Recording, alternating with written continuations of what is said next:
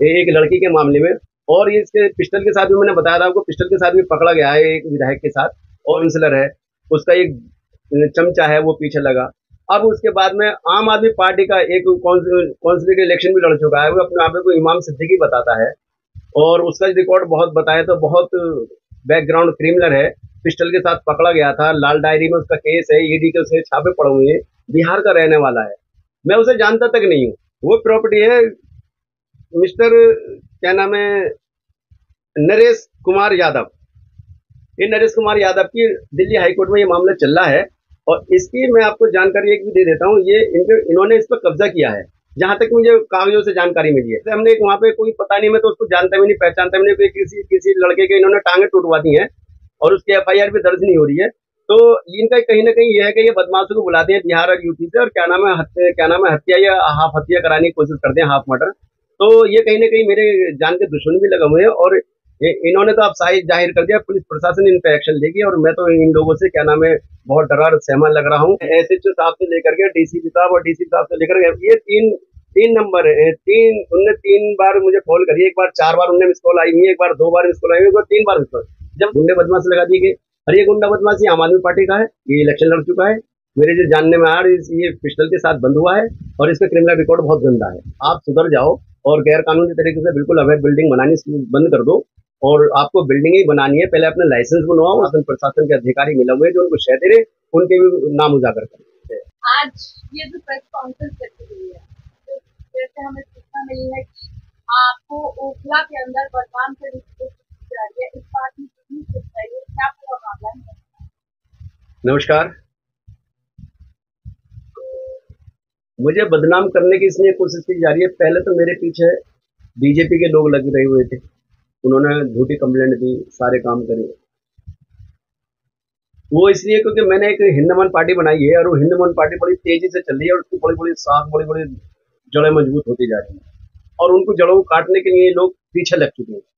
हिंदमन party से छोटी पार्टियां नहीं, बड़ी पार्टियां भी घबराने लगी हैं। इसलिए उन्होंने अपनी पार्टी में पहले देखिएगा ओखला के अंदर बीजेपी का एक काउंसलर है, उसका एक चमचा है वो पीछे लगा। अब उसके बाद में आम आदमी पार्टी का एक काउंसिलर के इलेक्शन भी लड़ चुका है, वो अपने आप को इमाम सिद्दीकी बताता है, और उसका रिकॉर्ड बहुत बताया तो बहुत बैकग्राउंड क्रिमिनल है। पिस्टल के साथ पकड़ा गया था, लाल डायरी में उसका केस है, ईडी के उसे छापे पड़े हुए हैं, बिहार का रहने वाला है। मैं उसे जानता तक नहीं हूँ। मेरे फर्स्ट टाइम उसके पास मुलाकात क्या नाम है फोन आया था, लगातार फोन आ रहे थे, मैंने फोन उठाया। उठाने के बाद में उसने तुरंत मुझे क्या नाम है उल्टी सीधी गालियां, उल्टी सीधे क्या धमकाना शुरू कर दिया कि पार्टी को बंद कर देंगे, हम ये कर देंगे, हम इलाके में दूसरे। तो मैंने तभी उसी टाइम पर तुरंत क्या नाम है उसके खिलाफ शिकायत दी, ये शिकायत है, और उसकी मैंने पूरी डिटेल्स जाना फोटो के साथ कमिश्नर साहब, डीसीपी साहब, एसएचओ साहब सबको दी। ये उसकी फोटोज है, ये मिस कॉल है उसकी। अब सुनने में ये आ रहा है कि वो मेरे कुछ आवाज को डबिंग करके जने कैसे करके वो मेरी गालियों को मतलब भड़काने की कोशिश कर रहा है, लेकिन ऐसा कुछ नहीं है। मैं किसी गालियों को क्यों बकूंगा, मेरा क्या मतलब है? मैं एक राजनीतिक आदमी हूँ, 30 साल पुराना पत्रकार हूँ, मेरा किसी से कोई मतलब नहीं है, और मैं उसको जानता नहीं, उसको मैं क्यों ऐसा बोलूंगा? वो एक राजनीति और एक सियासत के तहत मुझे बदनाम करने की कोशिश की जा रही है, ताकि पब्लिक मेरे खिलाफ हो। और मैं आपको ये भी जानकारी दे देता हूँ, क्योंकि उन्होंने एक जिक्र और भी किया है कि मैंने रिट लगाई है 67। मैंने कोई ऐसी रिट या पीआईएल नहीं लगाई है। एक्चुअली हमारा 30 साल से अखबार चल रहा है, 30 साल के अखबार चलते हुए हमने सदा देश की और जनता की सेवा की है आज तक, और हमने जितनी भी रिट और पीआईएल लगाई है अभी तक हाई कोर्ट में, क्योंकि उसको लगाने का रीजन ये होता है क्योंकि हम सबसे पहले अखबार में छापते हैं, न्यूज चलाते हैं, उसके बाद में आरटीआई लगाते हैं।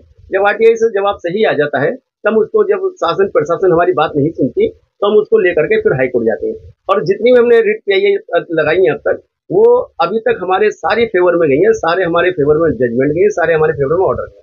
किसी बात को लेकर चल रहे हैं, क्योंकि ये लोग घुसपैठियों को पनाह देने वाले हैं, क्रिमिनल वैक्सिटी के, और क्या नाम है जमुना के किनारे को कब्जा करके ये वहाँ पे बिल्डिंगें बनाते हैं, वो मैंने रुकवा दी।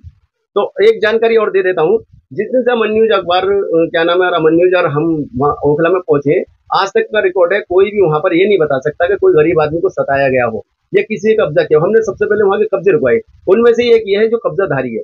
ये आपको मैं ये भी जानकारी दे देता हूँ कि ये एनएफसी थाने में एसएचओ गोविंद साहब थे, उन्होंने इसको बंद किया था एक लड़की के मामले में। और ये इसके पिस्टल के साथ भी मैंने बताया था आपको, पिस्टल के साथ भी पकड़ा गया है एक विधायक के साथ, और ये डायरी भी खुली है। तो ऐसे अपराधियों को मैं मेरे दिल दिमाग में कहीं भी नहीं बसते ये लोग, क्योंकि क्रिमिनल है। आई हेट क्रिमिनल, मैं क्रिमिनल से बहुत नफरत कर रहा हूँ। आई लव माई इंडिया, मैं इंडिया से बहुत प्यार करता हूँ। आप देखिएगा मेरे पीछे देश के झंडे मेरे गेट से लेके यहाँ तक लगे हुए। अरे मुझे बदनाम कोशिश कर रहे हैं, मैं बदनामी से ऐसी से नहीं डरने वाला, और मैं अपना काम करता रहूंगा। आपने ये बात की है कि कब्जे की बात की है, लेकिन आप पे यही आरोप है कि आपने प्रॉपर्टी को स्टे करवाया है और उसके बाद पैसों की डिमांड की है। इस बात में देखिएगा, जो ये प्रॉपर्टी का जिक्र कर रहा है, मैं सबसे पहले तो खुलासा बता दूं कि वो प्रॉपर्टी एक्चुअली इसकी तो है ही नहीं। वो प्रॉपर्टी है मिस्टर क्या नाम है, नरेश कुमार यादव। ये नरेश कुमार यादव की दिल्ली हाईकोर्ट में ये मामला चल रहा है, और इसकी मैं आपको जानकारी एक भी दे देता हूँ। ये इन्होंने इस पर कब्जा किया है, जहां तक मुझे कागजों से जानकारी मिली है। ये प्रिंट आउट मैं आपको सबको दे दूंगा। और उसके बाद में मैंने इस पर भी यकीन नहीं किया, फिर मैं अंदर गया एसडीएम ऑफिसर डीएम के यहाँ, तो वहां मुझे पता पड़ा कि खसरा खतौनी भी उसी के नाम है।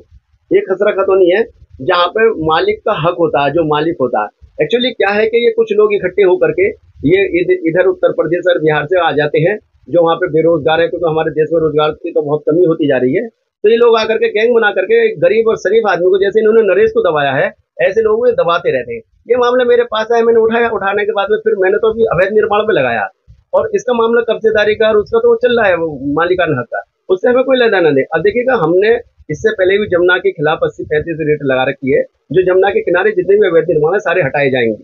वो आज नहीं हटेंगे, कल हटेंगे। ये हटने जरूर है, चाहे उस पर थाना हो, कोई या उस पर पुलिस चौकियां हो, या उस पर सरकारी ऑफिस हो, या प्राइवेट बिल्डिंग हो, वो सारी टूटनी है, वो सारी हटेंगे। ये कान खोल कर सुन ले। और आगे जानकारी और दे दूं, जिस दिन से ये ऑर्डर हुआ है उस दिन से आधे से आधे बिल्डर ओखला से भाग चुके हैं।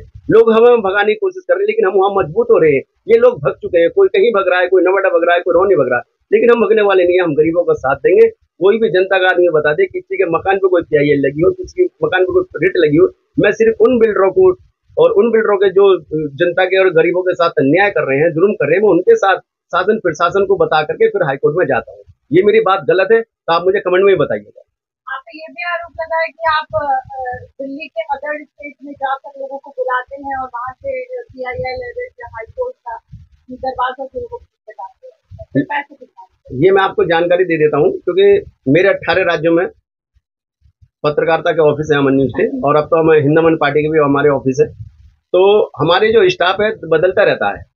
बम्बई वाला दिल्ली आया था, दिल्ली वाला बम्बई चला आया था, और यूपी वाला दिल्ली आया था, दिल्ली वाला यूपी। तो ये बदलते रहता है। तो इसमें हमें इस चीज पर तो जब हाईकोर्ट को ऑब्जेक्शन नहीं है तो इन लोगों की, अरे इनको जब चैलेंज करना हाईकोर्ट जाके चैलेंज, हाईकोर्ट से तो भगते ही, क्योंकि एक नंबर के, अब क्या बोलूं मैं लैंग्वेज, क्योंकि मैं तो शरीफ आदमी जब बोलता हूँ तो फूल से झड़ते मेरी जुबान से। मैं गाली तो बक ही नहीं सकता, लेकिन ये गाली सुनने के काम करते हैं। जब इनको कोई भी बात गलत है तो हाईकोर्ट जाकर के बताएं, जज साहब को बताएं, शासन प्रशासन को बताएं, लेकिन वहां नहीं रहे, क्योंकि ये एक नंबर के माफिया हैं और सरकारी जमीनों पर कब्जा करने वाले। और ऐसी जमीन हमने बहुत सारी खाली करा दी है, और बहुत सारी खाली कराने वाले हैं। और ये भी कान खोल के सुन लो, बिल्डर जो गरीब जनता को खिला के पूरे भारत के, खासतौर से दिल्ली की जनता को सता रहे, वो कान खोल के सुन ले। अब हिंदमन पार्टी मैदान में आ चुकी है। अब तुम्हारी जुर्म और तुम्हारी हत्या, तुम्हारे क्या नाम है, अत्याचार सारे खत्म होने वाले। आप इस बात को गौर कर, कान खोल के सुनिए। तो मैं यही कहना चाहूंगा कि आप जुर्म बंद कर दें, कानून के दायरे में बिल्डिंगें बनाएं, नक्शा पास कराएं, सरकार को टैक्स दें। यही हमारी, जिस दिन आप ये काम करने लगे हम आपको खुद फूलों से स्वागत करेंगे, वरना हम आपको हाईकोर्ट से स्वागत करवाएंगे और आपको वहां से ब्लैक लिस्ट कराएंगे।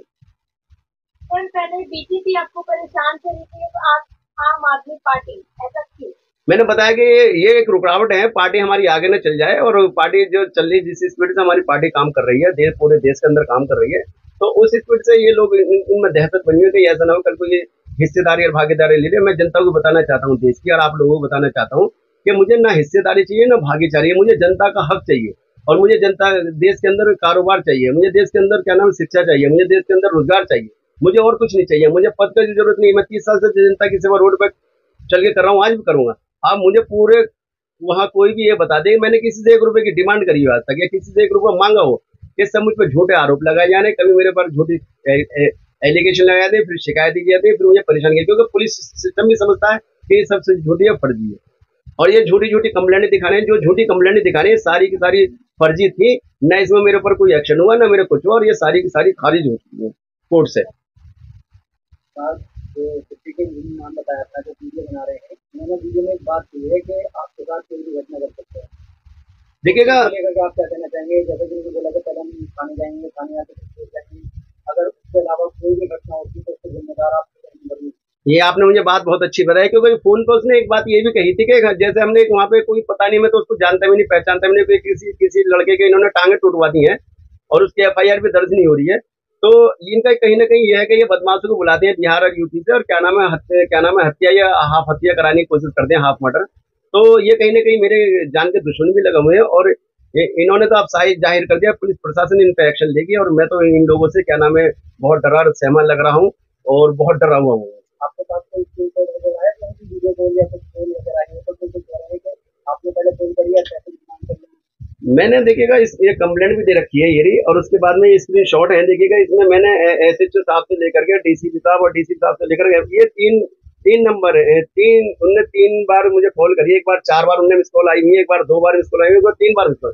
जब उसकी मिस कॉल लगातार थी तो मैंने फोन उठाया, उसका नंबर है 9891418445, तो 4845। तो उसके बाद में ये मैंने फोन उठाया तो उन्होंने छुट्टे ही कहा कि हम तेरा वही हल कर देंगे जो उसका हल किया है। लेकिन ऐसे कहने से कुछ नहीं होता सर, हमारे देश की जनता और हमारे देश की न्याय और हमारे देश की प्रशासन बहुत जागरूक है। कोई पुरानी रंजिश है या फिर किसी को सहमत कर रहा है? ये मैं तो इसे जानता भी नहीं। इससे पहले मेरे पास अमानतुल्लाह खान साहब के फोन आए थे कि भाई आपने जो लगा रखी है इसको वापसी ले लो। मैंने कहा मैंने तो नहीं लगा रखी, मेरे बेटे का PIL लगा रखी है, इसको आप वापसी ले लो। तो मैंने इनको कहा, मैं तो नहीं ले सकता, ये गलत काम है, एक तो इन्होंने कब्जा किया है और ऊपर से क्या नाम है गैर कानूनी तरीके से बना रहे। तो उस बात के बाद में फिर ये मेरे ऊपर ये प्रेशर बनाने की कोशिश की, यार ये गुंडे बदमाश लगा दिए गए। और ये गुंडा बदमाशी आम आदमी पार्टी का है, ये इलेक्शन लड़ चुका है, मेरे जो जानने में आ रही ये पिस्टल के साथ बंद हुआ है और इसका क्रिमिनल रिकॉर्ड बहुत गंदा है। आपने ऐसे तो जामिया नगर की वीडियो में सोशल मीडिया पे जो वायरल हो रही है उसकी बात की गई है, तो जामिया नगर कैसे तो आपने कंप्लेंट भी दी है, उनका क्या रवैया है? आपकी कंप्लेंट है, आपने भी कंप्लेंट की है, क्या क्या? देखिएगा, जामिया नगर SHO साहब का ये रवैया है कि जामिया नगर SHO साहब को एक बार और मैंने जानकारी देनी चाहिए थी, तो उन्होंने मुझे धमकाने की कोशिश की थी और गोली मारने की कोशिश की थी, जिसको मैंने 100 नंबर को 112 पे कॉल भी की थी, लिखित में शिकायत की। अब मैंने फिर इसको मेरा तो नंबर उन्होंने ब्लैक लिस्ट में डाल दिए, पता नहीं क्यों डाल दिए, वो तो जाने भगवानी। तो उनके मकान उनका क्या नाम है अपना मोबाइल तो है नहीं, सरकारी मोबाइल है, फिर भी उन्होंने ब्लैक लिस्ट में नंबर डाल रखा है।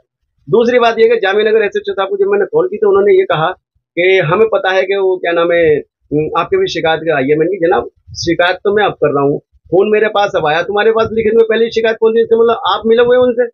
तो इस बात को लेकर के उन्होंने मुझे बहुत डराने धमकाने की कोशिश की है, और फिर उसके बाद में मैंने फोन काट दिया क्योंकि मैं डर गया, पुलिस प्रशासन से तो कोई लड़ नहीं सकता। तो उन्होंने मुझे डराने धमकाने की कोशिश की, कहीं ना कहीं बहुत बड़ा प्रेशर बनाया जा रहा है मेरे ऊपर। और मैं पत्रकारिता करता रहा हूँ, राजनीति करना शुरू किया, मैं राजनीति में पीछे नहीं रहूँ। मैं आपको देख रहा हूँ 30 साल से पत्रकारिता कर रहा हूँ और पत्रकारिता करता रहूंगा। मैं इन लोगों से डरने वाला नहीं हूँ, ना ही राजनीति से पीछे हटने वाला हूँ। हिंदुमन पार्टी की तरफ से आपका अगला इस मामले में पूरा क्या कदम होने वाला है? मेरा हिंदुमन पार्टी की तरफ से यही संदेश है कि भाई आप जो गरीबों के साथ अन्याय जुर्म कर रहे हो, फर्जी बिल्डर हो, आप सुधर जाओ और गैर कानूनी तरीके से बिल्कुल अवैध बिल्डिंग बनानी बंद कर दो। और आपको बिल्डिंग ही बनानी है, पहले अपने लाइसेंस बनवाओ, उसके बाद में आप अपने क्या नाम है परमिशन लेकर के आओ, बनाने के नक्शे पास कराओ और बिल्डिंगें बनाओ, हमें कोई एतराज नहीं है।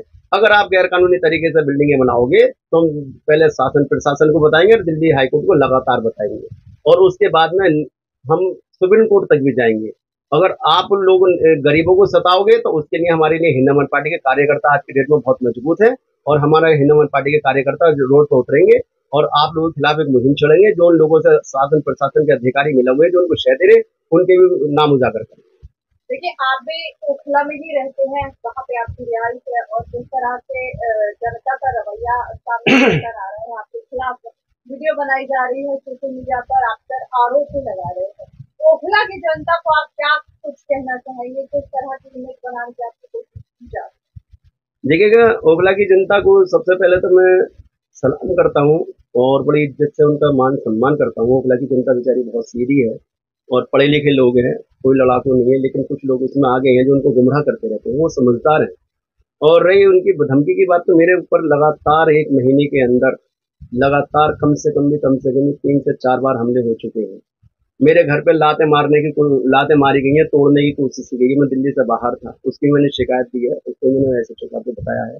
और उससे पहले मुझे 31 तारीख में रोका गया था, मेरे ऊपर पिस्टलें तान दी थी और मुझे धमकाया गया था बहुत बुरी तरीके से, केस वापसी ले लो। मैंने उसकी भी शिकायत तुरंत एक रात को 1 बजे 100 नंबर को कॉल करी और उसके बाद मैंने लिखित में शिकायत दी, कोई कोई एक्शन नहीं हुआ। क्योंकि एक्शन यूं नहीं हो पा रहा है, क्योंकि 4 थाने की जो पुलिस है वो जमुना के किनारे है और जनता की हुई है, तो ये जमुना के किनारा को मट्टी और पानी को दूर कर देते हैं, मट्टी डलवा के उसे बिल्डिंग बनवा देते हैं और उसकी मैं आवाज उठा रहा हूँ। मैं जनता के साथ हूँ। देखिए मकान इतने गिर रहे हैं, अभी क्या नाम है हमारे जहाँ हमारे ये ऑफिस है IT पर, इसके जस्ट पीछे घटा मस्जिद है, घटा मस्जिद में भी एक बिल्डिंग गिरी है, 3 मजदूर बन गए, तीनों के तीनों मुसलमान थे। बताइए उनकी क्या गलती थी? खाने कमाने निकले, जिंदा निकले थे, मुर्दा घर पे गए। लगातार इतने हादसे हो रहे हैं, मुस्ताफाबाद में देखिएगा कितने लोग मर गए, ओखला में भी कई लोग मर गए लगातार। तो मैं उन जनता को, अपनी देश की जनता को बचाना चाह रहा हूँ, जितना मुझसे बचाया जाएगा मैं बचाऊंगा। मेरे आगे कितनी भी अड़चन आ जाए, ये मेरे पीछे बंदूक क्या बदमाश क्या मेरे पीछे तोप लगाने में डरने वाला नहीं हूँ, इनसे बिल्कुल भी खौफ खाने वाला नहीं हूँ। मैं एक ईमानदार, सच्चा और वफादार देशभक्ति पत्रकार हूँ और देशभक्त नेता हूँ। देश के लिए मैं जान भी दे सकता हूँ और ऐसे लोगों के लिए मेरा यही संदेश है कि आप लोग कानून के दायरे में काम करें, टैक्स चोरी बिल्कुल बंद कर दें और ईमानदारी के साथ कानून नक्शा पास कराएं और बिल्डिंगों को बनाएं। आपको कोई छिड़ जाए मैं जिम्मेदार, आपके वो पैसे डबल होके मिलेंगे और जनता आपके उस पैसे, उस जो बिल्डिंग आप बनाओगे उसमें भी जनता क्या नाम है तो खुश होकर के लेगी। आप ये जो चोरी और चक्के वाले काम कर रहे हो ना, सरकारी जमीन घेरी है, उसमें बिल्डिंग बना दी, शासन प्रशासन शहर MCD से मिल करके, और फिर उसके बाद में वो गिर जाती है बारिश से, या फिर बिल्डोजर चल जाता है या हथौड़ी का MCD का चल जाता है, वो आपके ऊपर से डर सारा खत्म हो जाएगा। मैं आप लोगों के साथ करूँ, मगर आप ईमानदारी के साथ आ जाए और जो ईमानदारी के साथ आएगा उसके लिए अमन न्यूज और हिंद अमन पार्टी के दरवाजे खुल जाएंगे। ये मेरा आप सब